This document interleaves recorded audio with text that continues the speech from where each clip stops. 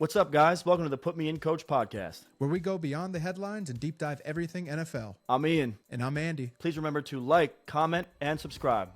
Thank you so much. Jalen Hurts I respect a lot about Jalen Hurts, but I think Jalen Hurts is also like the most overrated player in football. I can't say, hey, he should be higher than that when you're only affecting the game 24 to 25 times with your arm. Yeah, fair. And I said hater because I've been a hater up here with you. I have. When we watch Jalen Hurts, critic, hater, it's all the same to me. When we watch Jalen Hurts, that's what jumped off on the screen. You're not really winning the games for your team. And did you know, Peggy? What's up? That Jalen Hurts only threw for 2,900 yards? Yeah. In the whole season. Yeah, 2,903 yards.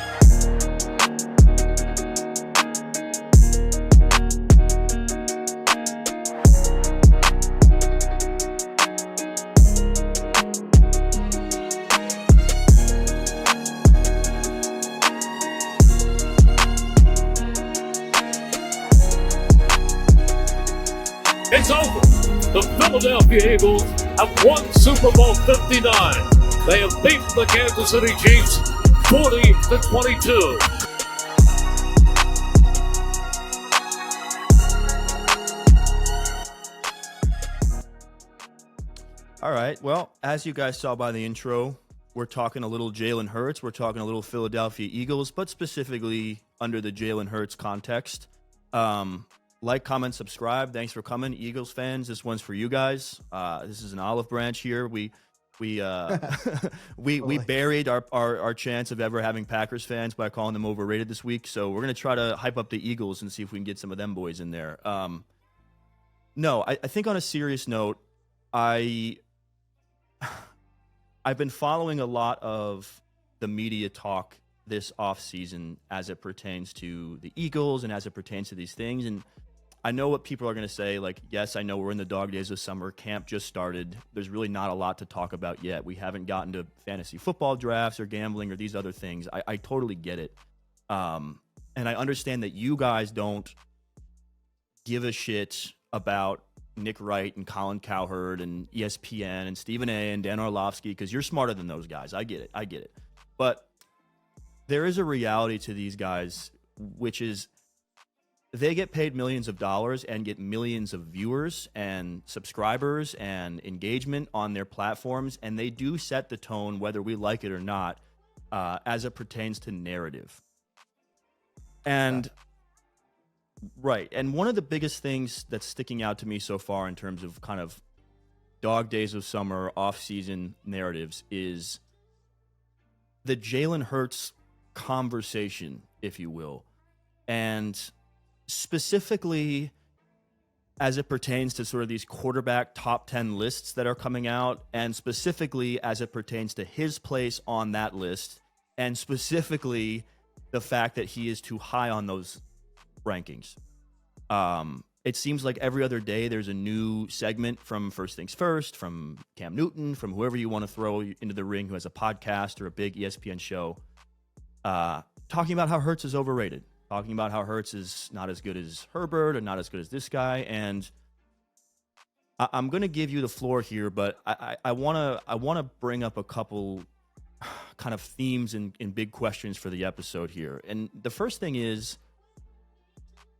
do you recall ever seeing this in the history of our lifetimes off of a quarterback who just not only won the Super Bowl, but dominated the Super Bowl, and not only dominated the Super Bowl, but absolutely skull-effed the guy who everyone has told me is the greatest player to ever lace him up at the quarterback position? It feels like we should be praising Hurts and talking about kind of our expectations for the Eagles and how great of a Super Bowl that was. And instead we're not. We're critiquing his game and nitpicking him. And that's my first question. And my second question is, does the ranking of this guy even matter at this point? Like, it feels like to me like he's proven everything he's needed to prove. So I'll give you those kind of talking points. But I wanted to set the stage here for kind of where my head is on this Hurts stuff, because frankly I think it's fucking ridiculous. I think the whole thing is really silly, but maybe you have a different take. No, I don't really have a different take. I mean, the reality is that two things can be true. Jalen Hurts is a top 10 quarterback, but he's not a top 5 quarterback. You know what I mean? He absolutely is one of the best playoff risers I've ever seen, but that doesn't mean that he's not carried by his team at times too, right? Like that's kind of the arguments that you're constantly seeing with these guys. Like you see the problem that the whole reason this entire argument has arisen is because you have Philly fans saying, "Oh, he's the best quarterback in the NFL." That's not true. That's not true. That's never been true. Like let's I understand that he absolutely balled out in the playoffs, and that's awesome. You know, like Stafford did that back in 2021. That didn't make him the best quarterback in the league either. The 4 best quarterbacks, we know them. It's Mahomes, it's Allen, it's Burrow, it's Lamar. Period. Those are the 4 best quarterbacks. Now you can have the conversation about Jalen Hurts. You got the 4 out of the way. Me personally, I have Matthew Stafford at 5, right? I would have Jalen Hurts rated 6. And then those are wildly interchangeable, right? The problem that I have with Jalen Hurts is that what I watched last season was you were carried to 12 wins by your running back and your offensive line. And it's a good formula. I'm not knocking it. He wasn't asked to do more than he needed to do. He was asked to throw the ball, anywhere from 18 to 30 times a game and be accurate with those throws. And he absolutely was, right? But the bulk of the load went to Saquon, who was behind the best offensive line in football, period. Now, when you got to the playoffs, you were asked to take on a bigger load, and you did that wonderfully. And you topped it off with your best performance yet, being the Super Bowl. And the second best performance that you have had really in your career was the Super Bowl a few years ago, where you just narrowly got beat. He's the ultimate playoff riser. He is not afraid of the moment. And for that, I absolutely give him credit, right? It's like, hey man, listen, I love my quarterback, right? I love Jared Goff, and I could sit here and argue, oh, he had 4,500 yards and 37 touchdowns, yada yada yada, but he threw 3 picks in the divisional round. And I can even try to defend those too, but the reality is that that's what happened. He didn't go out there and throw 5 touchdowns. You know what I mean? He didn't go out there and carry his team to a win. Jalen Hurts went out there and won that Super Bowl for his team, and they absolutely dominated a really good Spags defense on the way to do it. I mean, so I don't know. I mean, I think it's a silly conversation. I think why are we having this conversation? Is it all just because Philly fans are saying he's the best quarterback? No, I mean that's it. Yeah, it feels again, and I don't mean to stoke the fire too much, but here I am. I'll pour some gasoline on it. It just feels targeted to me, and I don't know if it's a Philadelphia Eagles fan hate thing. I don't know if it's a Super Bowl hate thing. I don't know if it's the fact that he's comes across as a bit corny to people hate thing. Look, I mean, I've heard a lot of people say it's a race thing. I'm not touching that, but you know what I mean? Like maybe it's a black QB thing. Who the hell knows? But my point is I think, like you mentioned, it feels to me like if any other QB had just come off that performance that he just came off of, like we wouldn't even be having a conversation about how they need to be ranked lower on top 10s. It just feels like it's just becoming a bit pointed. And real quick, you brought something up that I think is really interesting. And you mentioned last season with kind of the Saquon Barkley of it all and the carry job of the Saquon Barkley thing. And that is what people are citing as kind of the reason why they're putting him like lower on the list this year, right? It's sort of like, well, Saquon was the best running back, and that team last year existed off the back of the running back. But to not me, in the playoffs though. Number one, not in the playoffs, and number two, just in 22, the season where they made the Super Bowl, he was the MVP runner-up. And in 22 and 23, they had Miles Sanders and DeAndre Swift as their starting running backs, respectively, who are Jags.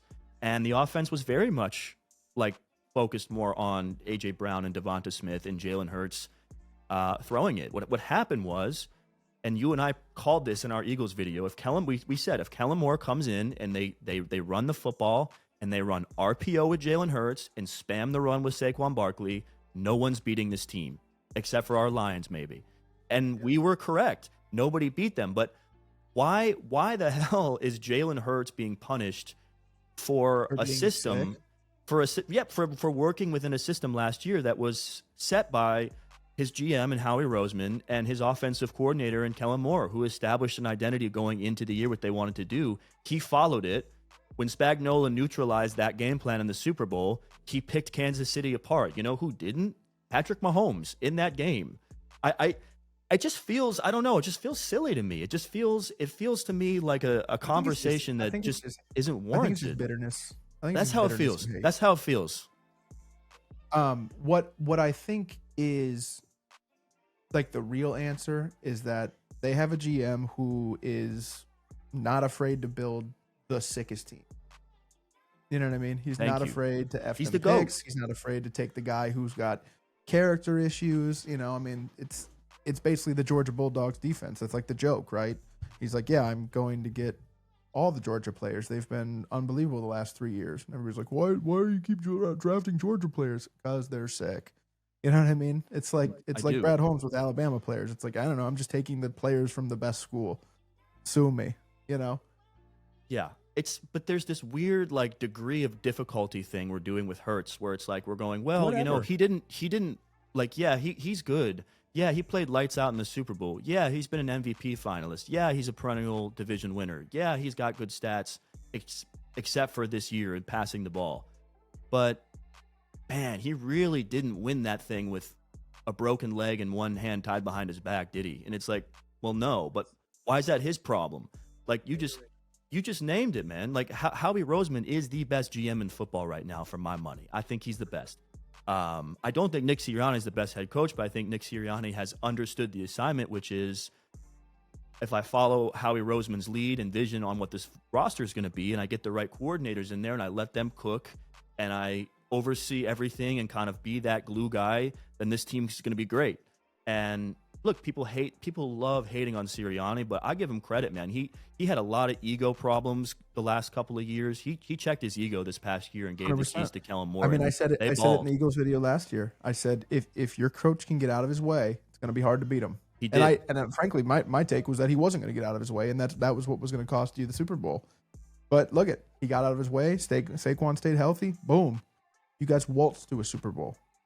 Yeah, and that team was special. And I just look, man. You know, a guy. You know what the irony of this whole thing is too. And there's a name that I'm seeing advocated to being put above Justin. I'm sorry, I just spoiled it. Jalen Hurts, that is really driving me insane, and that's Justin Herbert. Justin Herbert has no playoff wins. And the interesting thing about Herbert is last year, he was incredibly efficient with the football, but he saw career lows in all of his counting stats from a passing perspective. Why? Because the LA Chargers hired Jim Harbaugh. They drafted an offensive lineman, and they brought in Greg Roman to be their offensive coordinator. Justin Herbert should not be punished for having an efficient season with low volume, working within the system that he was in last year.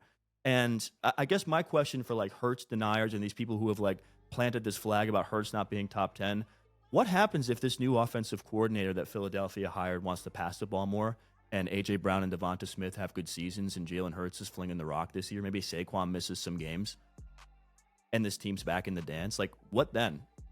Like, is it's because of A.J. Brown now? Like, I guess that's just my whole thing. It just feels like he's the only player in the league that's being punished for having a great roster. And, like, you need a great roster. I wish Buffalo would put a guy like this around. I wish Buffalo would put a roster like this around Josh. I think he'd be better than Jalen, you know?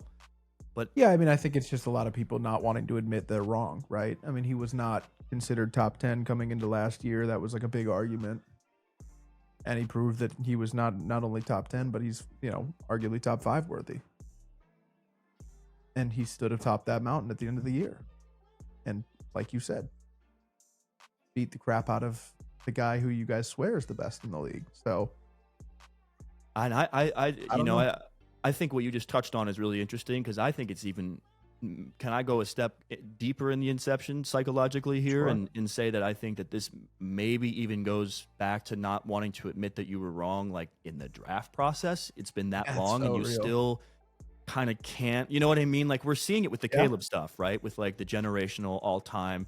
And, you know, I know we like the guy and we believe a bounce back still possible, but with the Trevor stuff of being like, a lot of people being like, I still think Trevor. It's like, Trevor's been a disappointment so far.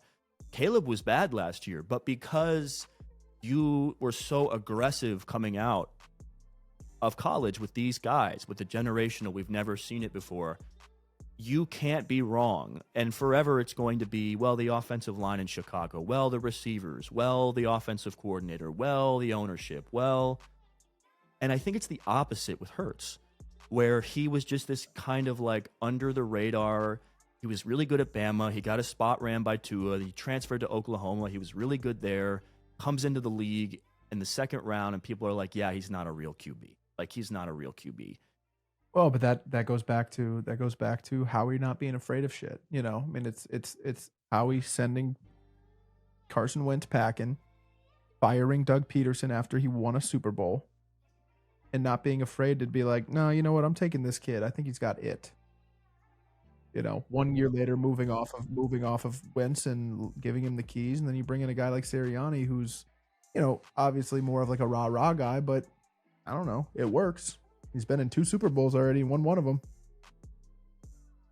And here we are talking about how Jalen Hurts isn't top 5, isn't top 10, and that's what we're spending our offseason doing.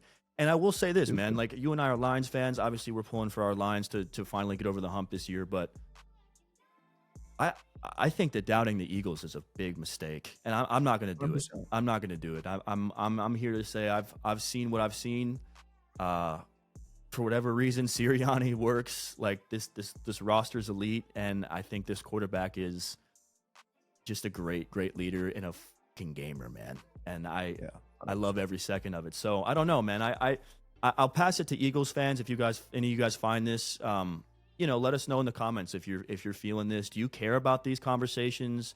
Does it bother you? Kind of, where are you on this? And yeah, if anyone can think of an example of a quarterback that we've scrutinized this much off of like that kind of run, I'd love to hear it, because I'm wondering if maybe I'm just having recency bias and not recalling. Flacco, yeah, that's a good one. It's Flacco elite. It's just really yeah, because he got the contract, remember, and everyone was like, he doesn't deserve the contract. Yeah, that's they won a Super Bowl fully. That's a good one. Yeah, that is a good, and he was good for that team too. So it was also Very like good. kind of bullshit that they did that. Yeah. That's a great poll. That's it, man. We'll see you on the next one. Peace.